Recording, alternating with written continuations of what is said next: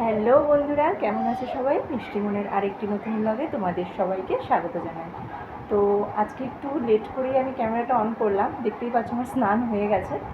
তো এখন বাজে ঘড়িতে 10:30। আসলে কী বলতো, সকালবেলা না আজকে অনেকগুলো কাজ করেছি।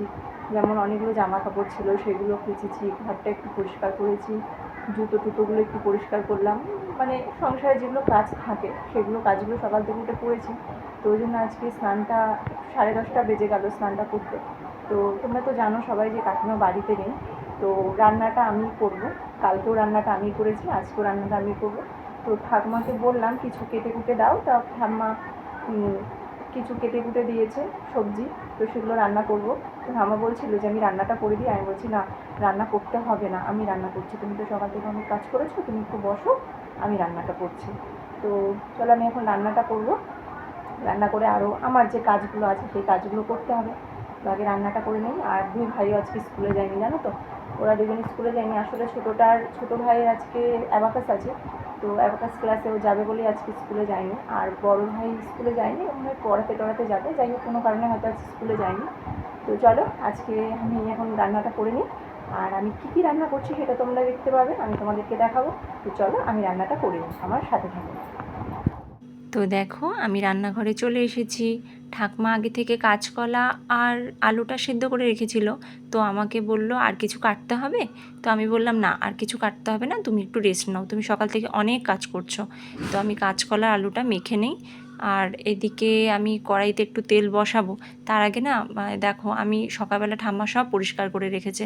তো আগে আমি এই উচ্ছে আর কাঁকরোলটা না কেটে নিই। তো কেটে নিয়ে ওটাকে আগে ভাজা বসাবো। এই দেখো আমার উচ্ছে আর কাঁকরোল কাটা হয়ে গেছে। এদিকে কাঁচকলা আলু যেটা মাখা করব, ওই মেখে দিয়ে ওটা তো তরকারি হবে। তো ওটা বড়ার তরকারি হবে, কাঁচকলা আলু মেখে বড়া করে তরকারি। তো ওর জন্য এই যেখানে আমি একটু আলুও কেটে নিয়েছি। তো এখানে দেখো কাঁকরোল ভাজা আমি বসিয়েও দিয়েছি, আর অর্ধেক কাঁকরোল এখনও আছে। তো এটাকে আগে মাখতে হবে বলে ভাইকে, সানিকে, আমার ছোটো ভাইকে বলেছিলাম যে একটু বেসন এনে দে।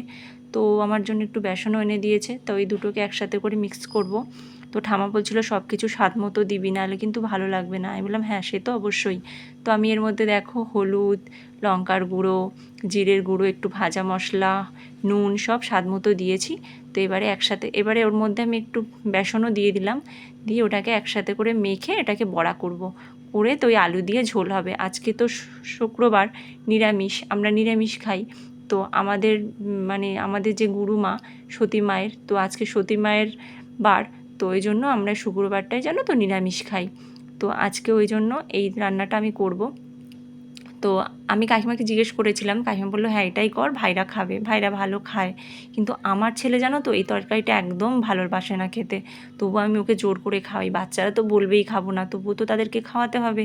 কিন্তু তা নাইলে খাওয়াটা শিখবে কোথা থেকে ওরা? তো আমাদের বড়দেরই তো ওদেরকে খাওয়াটা শেখাতে হবে, তাই না? তো চলো এইটা আমি মেখে নিয়ে এই যে কড়া আমি বসিয়ে দিয়েছিলাম আগে থেকে, এবার একটু তেল দিয়ে দিলাম। আর একটু তেল লাগবে, কারণ একটু তেলে তো ওগুলো ভাজা হবে না, আর বড়াগুলো ভাজতে একটু বেশি তেল লাগবে। তো চলো আর একটু তেল দিয়ে দিই। তো কড়াটা দেখেছো ভালোই গরম হয়ে গেছে, আর পুড়েছে দেখেছো কড়াটা কী হারে পুড়েছে। একটু ননস্টিকের কড়া, তবুও মানে একটু কিছু ভাজাভুজি হলেই না ভীষণ পোড়ে কড়াটা। তো আমি আরেকটু তেল দিয়ে দিলাম। দিয়ে ওটাকে এবার একসাথে করে, যেটা ওই যে মাখাটা আছে ওটাকে তো বড়া বানাতে হবে, ওটাকে ডো করে করে ভাজা করব। তো চলো আমি ভেজে নিই, আর আমার সাথে থাকো, তোমরা দেখতে থাকো আমি কি কি রান্না করি। আজকে তো বললাম শুক্রবার নিরামিষের দিন, আমরা সবাই নিরামিষ খাই আজকে। তো এই যে আমি একটা একটা করে ওর মধ্যে তেলের মধ্যে ছাড়বো। তো ঠামা বলছিল এইটুকুতে হবে? আমি বললাম হ্যাঁ হয়ে যাবে।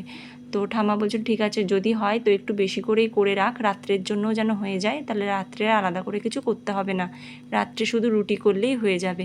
তো আমি বললাম ঠিক আছে, এতেই আশা করি হয়ে যাবে, কারণ এই তো 4টে মানুষ, বেশি তো খাওয়া দাওয়া হয় না। আর আমাদের রুটির পাতে মিষ্টিটা থাকবেই, তো মিষ্টিও আছে। তো তরকারিটা আশা করি সবার হয়েও যাবে। তো সবার 3টে 4টে করে হয়ে যাবে। তো দুপুরেও খাবো এই তরকারিটা, রাত্রেও খাবো, কারণ আমরা বেশি কিছু দিয়ে আমাদের লাগে না, একটা তরকারি আর একটু মিষ্টি হলেই আমাদের হয়ে যায়।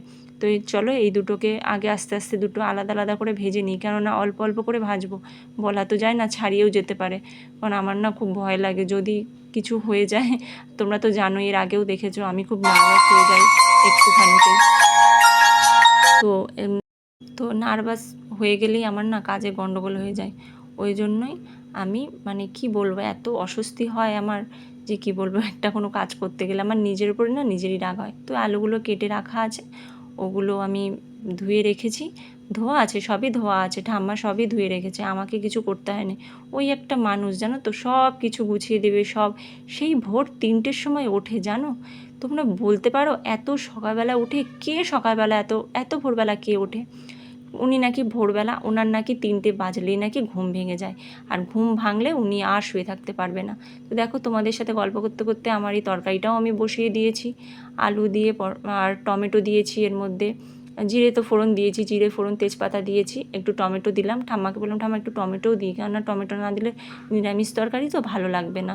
তো একটু টমেটোও দিয়েছি, টমেটো, একটু কাঁচা লঙ্কা, আর শুকনো লঙ্কা বেশি দিচ্ছি না, কারণ শুকনো লঙ্কা ভাইরা খাবে তো, তাও নামমাত্র দেওয়ার, মানে কালারটা হওয়ার জন্য, যাতে একটু দেখতে ভালো লাগে, তাই শুকনো লঙ্কাটা ইউজ করব।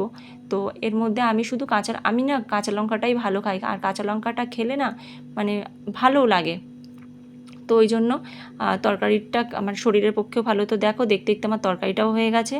তো তরকারিটা তোমাদের দেখে কেমন লাগছে বলো, আমি তো জানি না কেমন হয়েছে। তো আজকের ভিডিওটি এই পর্যন্তই। তো খুব শীঘ্রই আবার একটা নেক্সট ভিডিও আসছে। তো ততক্ষণ তোমরা ভালো থাকো, পাশে থাকো, লাইক কমেন্ট শেয়ার করে দিও।